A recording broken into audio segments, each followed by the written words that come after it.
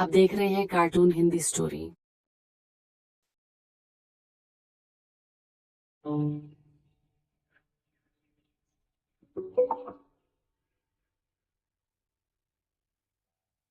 जंगल के किनारे एक छोटा सा गांव था। उसी गांव में एक शिकारी रहता था जिसका नाम रघुनाथ था। रघुनाथ को जंगल का कोना कोना पता था। वो बड़े ही चालाकी से जाल बिछाकर जानवरों और पक्षियों का शिकार करता था। उसकी रोजी रोटी इन्हीं जंगली जानवरों का शिकार पर निर्भर थी। वो और कोई काम तो करता नहीं था। बस बहुत हो गया। हर रोज जंगल जाते हो, शिकार करते हो और मांस लेकर आते हो। क्या यही तुम्हारा काम है? अरे कभी कुछ और भी सोच लिया करो। रेखा, हम शिकार नहीं करेंगे तो खाएंगे क्या? तुम हमेशा शिकायत करती रहती हो। और भला मैं क्या काम करूं? यही तो मेरा काम है। कोई काम खोजो, मासूम जीवों को मारना बंद करो। क्या कभी तुम्हें उनकी दर्द का एहसास नहीं होता? क्या रेखा, तुम फिर आज लग गई?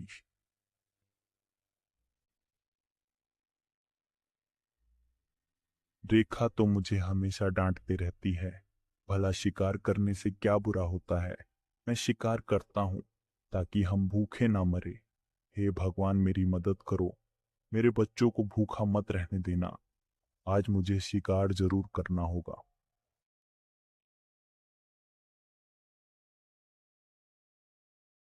आज तो मुझे कुछ बड़ा शिकार करना होगा। हाँ, इसलिए मैं जंगल की दूसरी ओर चलता हूँ। वहीं कुछ शायद बड़ा शिकार मिल जाए।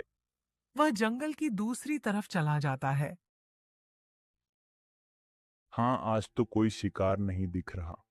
और ऊपर से रेखा ने दिमाग का दही बना रखा है। बोलती है, शिकार मत करो। बड़ा शिकार नहीं करूंगा तो हम खाएंगे क्या? हाँ, आज तो लगता है भूखा ही मरना पड़ेगा। कोई शिकार नहीं दिख रहा। एक तो प्यास भी बहुत लग रही है। रेखा की वजह से मैं तो पानी भी लाना भूल गया। हाँ, और भी चला नहीं जा रहा। यही बैठकर कुछ समय तक आराम कर लेता हूँ। फिर देखता हूँ क्या करना है।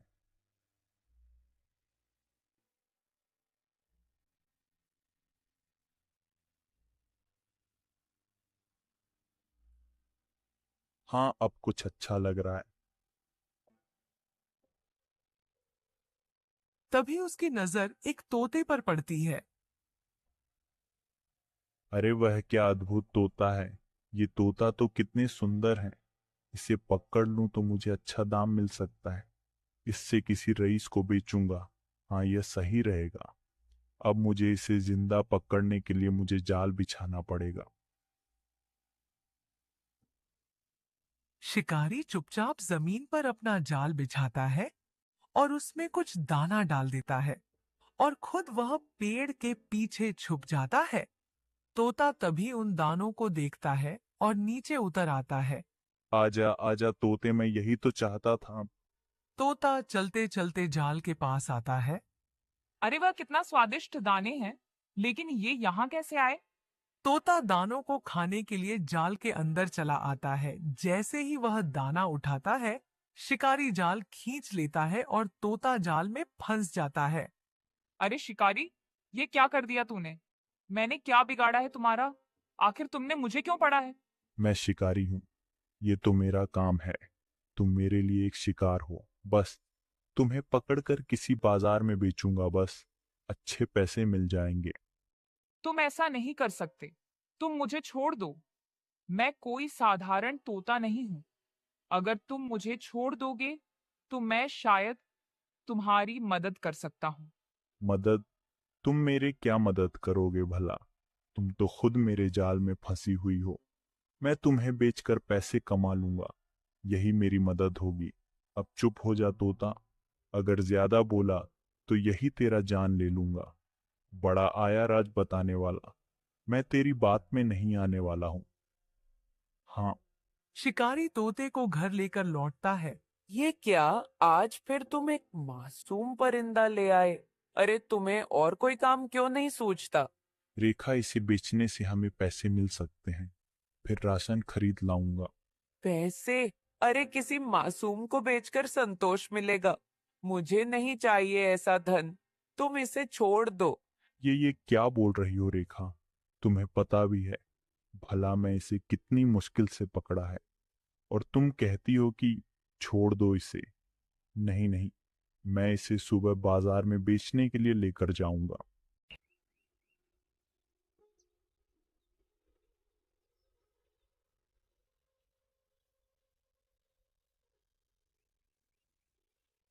शिकारी अगले दिन तोते को बाजार ले जाता है। तोता ले लो, तोता ले लो, तोता बोलने वाला अद्भुत तोता, तोता ले लो, तोता बोलने वाला अद्भुत तोता, तोता ले लो, तोता। शाम हो जाती है, लेकिन कोई भी उस तोते को खरीदने नहीं आता। अरे मेरी तो किस्मत ही खराब है, कोई भी इस तोते को नहीं ले जा रहा। शाम भी हो गई है, मुझे घर चलना चाहिए। थक हार कर घर की ओर लौटता है।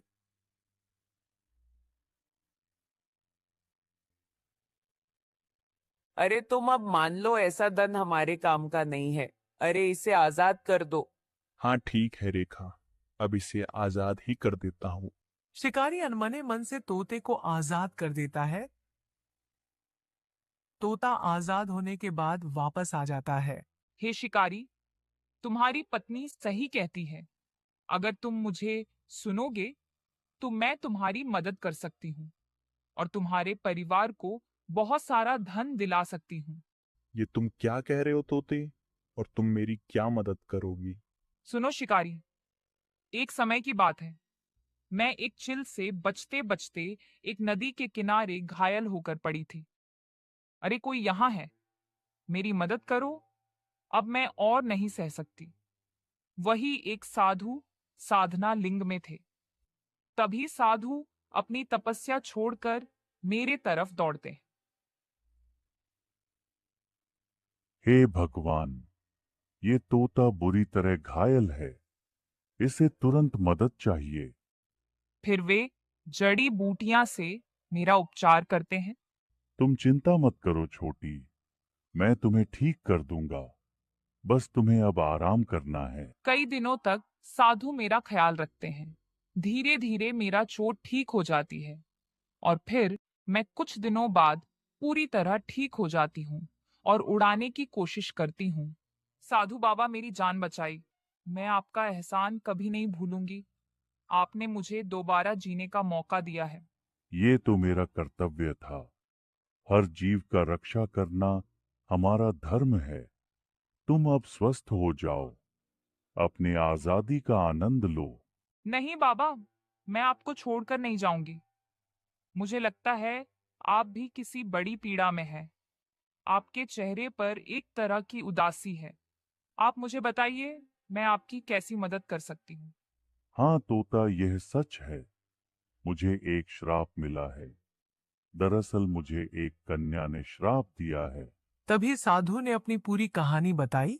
कुछ दिनों की बात है। सुबह का समय था। नदी के किनारे मैं ध्यान मग्न होकर बैठा था। तभी नदी में एक सुंदर कन्या स्नान करने आती है। तभी मेरा ध्यान टूटता है और मैं अनजाने में उसकी ओर देख लेता हूँ। हे प्रभु, ये मैं क्या किया? मेरी साधना में कैसा शरण आ गया? मुझे यह भूल नहीं करनी चाहिए थी। मेरी ध्यान में भंग कैसे आ गई? मैं इस कन्या की ओर अनजाने में देख बैठा। यह मेरे लिए बहुत बड़ा पाप है। यह मुझसे क्या हो गया प्रभु? तभी कन्या ने अचानक मेरी नजरों को महसूस किया और गुस्से में वह नदी में से बाहर निकलती है। तुम कौन हो जो मेरे पवित्रता को भंग करने आए हो? क्या तुम एक साधु कहलाने के लायक हो? अरे तुम्हारा ध्यान मग्न होकर मुझ पर क्यों पड़ा? हे देवी, मुझे क्षमा करें। ये मेरी भूल थी। मेरा ऐसा कोई इरादा नहीं था। बस मैं अपना ध्यान में लीन था। ये भूल भूल नहीं, पाप है और तुम्हें इसका दंड जरूर मिलेगा। मैं तुम्हें श्राप देती हूँ कि तुम एक बंदर बनकर जंगल में भटकोगे, ताकि तुम्हें अपनी गलती का एहसास हो सके। हे देवी, कृपया मुझे क्षमा करें। ये सचमुच अनजाने में हुआ है। मेरा ऐसा कोई उद्देश्य नहीं था। मुझे क्षमा करें। मुझे कोई मार्गदर्शन दीजिए कि मैं इस श्राप से कैसे मुक्त हो सकता हूँ। तभी कन्या शांत होती है और मेरी विनम्रता देखकर अपना निर्णय बदलने का विचार करती है।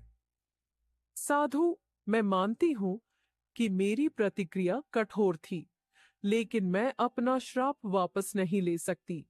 लेकिन फिर भी मैं तुम्हें इसका अंत बताती हूँ। हे देवी, कृपया करके इस श्राप से निकलने के लिए कोई मार्ग बताइए। सुनो, तुम बंदर के रूप में बदल जाओगे, लेकिन तुम्हें इंसानी के रूप में आने के लिए अनुमति तभी होगी जब तुम अपना साधन करोगे। इस दौरान हर जीव को तुम अपना पीड़ा बता सकोगे और तुम्हारी मुक्ति होगी। जब कोई परिंदा तुम्हारी कहानी सुनकर एक इंसान को मेरे पास लेकर आएगा, उस इंसान के सहायता से ही तुम इस श्राप से मुक्त हो सकते हो। धन्यवाद देवी। मुझे आशा है कि मेरी प्राचार्य पूरी होगी। कन्या मुझे श्राप देकर वहां से चली जाती है। तभी से मैं बंदर में बदल जाता हूँ। लेकिन मेरी तपस्या, प्राचार्य के कारण मुझे कभी कभी साधु के रूप में आने का अवसर मिलता है। उस कन्या ने कहा था कि मुझे एक दिन किसी जीव से सहायता मिलेगी और उसी के माध्यम से ही मुझे मुक्ति मिलेगी। लेकिन मुझे नहीं पता कि वह जीव कौन होगा। बाबा, अब मैं सब कुछ समझ गई हूँ।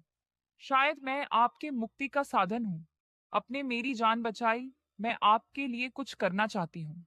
तभी मैं उस इंसान की तलाश में निकल पड़ी थी कि जो उस साधु को श्राप से मुक्ति दिला दे।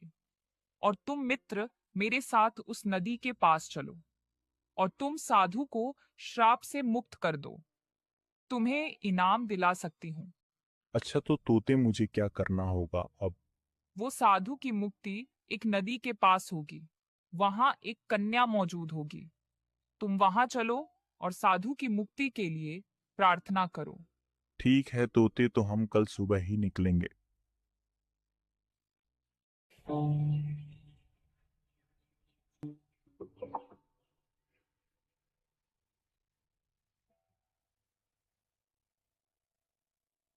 अगली सुबह वो तोता और शिकारी उस नदी की ओर निकल पड़ते हैं और कुछ ही क्षण में नदी के पास आकर खड़े हो जाते हैं। तोते, ये वही नदी है, लेकिन यहाँ तो कोई नहीं दिख रहा। रुको मित्र, हे देवी जागो। यहाँ इंसान साधु की मुक्ति के लिए आया है। तभी वहां वो कन्या प्रकट होती है। तुम कौन हो और यहाँ क्यों आए हो? हे देवी, मैं उस साधु की मदद के लिए आया हूँ जिससे आपने अनजाने में श्राप दिए थे। वह बहुत कष्ट में है, कृपया उसे मुक्त कराएं। यह सच है कि वह श्राप अनजाने में दिया गया था, लेकिन मैं उसे मुक्त करूंगी। कन्या श्रापित साधु को पुकारती है। साधु वहां बंदर के रूप में आता है और कन्या उसे श्राप से मुक्त कर देती है। साधु महाराज शिकारी और तोते को धन्यवाद देते हैं। वह शिकारी को आशीर्वाद देकर धन और सुख शांति का वरदान देता है। तुमने मेरा रहम किया। अब तुम्हारा जीवन सुखमय होगा। ये लो बेटा, यह धन तुम्हारे परिवार के भलाई के लिए है। शिकारी खुशी खुशी घर लौटता है।